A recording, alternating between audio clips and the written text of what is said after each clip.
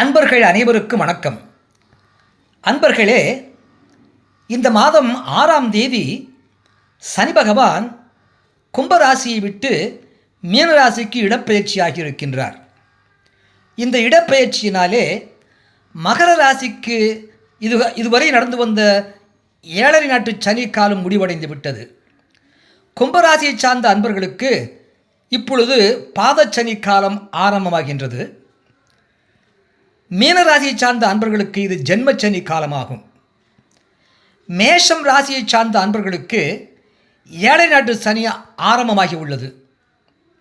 சிம்ம ராசியை சார்ந்த அன்பர்களுக்கு இது அஷ்டமத்து சனி காலமாகும்.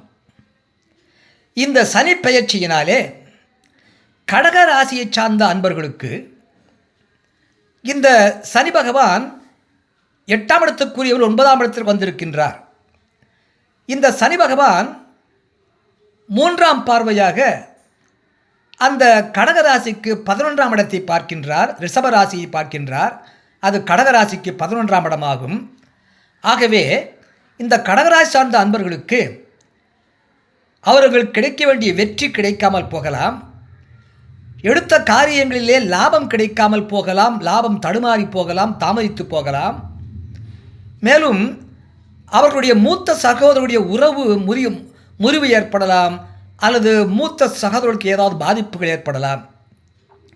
சனி பகவான் 3ஆம் பார்வையாக கடகராசிக்கு 11ஆம் இடத்தை பார்ப்பதனாலே. ஆனால் அவர்கள் ஜாதகத்திலே அந்த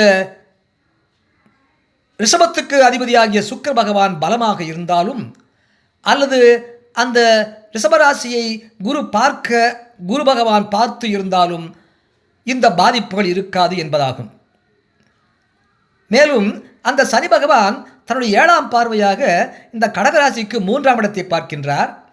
ஆகையினாலே இந்த கடகராசி அன்பர்களுக்கு தன்னுடைய உற்சாகத்திலே குறைவு ஏற்படலாம், தைரிய குறைவு ஏற்படலாம், துணிவு குறையலாம், சகோதரர்களுக்கு பாதிப்புகள் ஏற்படலாம், இளைய சகோதரர்களுடைய உறவு முறிவு ஏற்படலாம், பிரிவு ஏற்படலாம், காது நோய் ஏற்படலாம், கேட்கக்கூடிய தன்மை குறையலாம், கேள்வி ஞானம் குறையலாம்.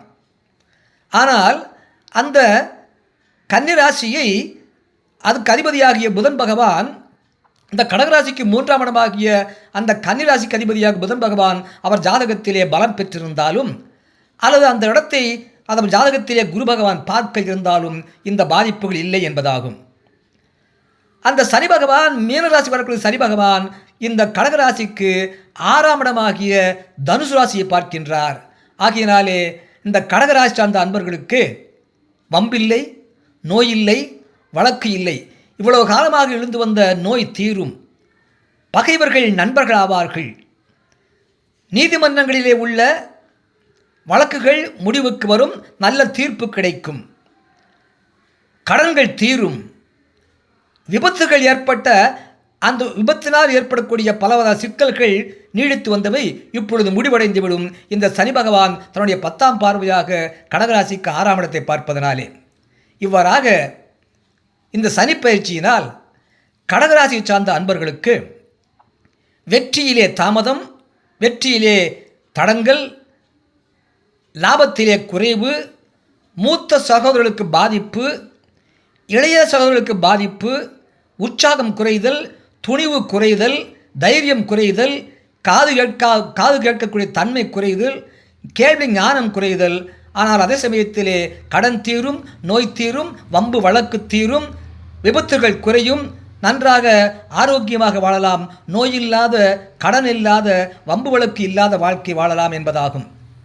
இவ்வாறாக 6ஆம் தேதி நடைபெற்ற சனிப்பெயர்ச்சியின் கடகராசிக்காரர்களுக்கு கிடைக்கக்கூடிய பலாபலன்களை சொல்ல கேட்டீர்கள். நன்றி, வணக்கம், வாழ்க வளமுடன்.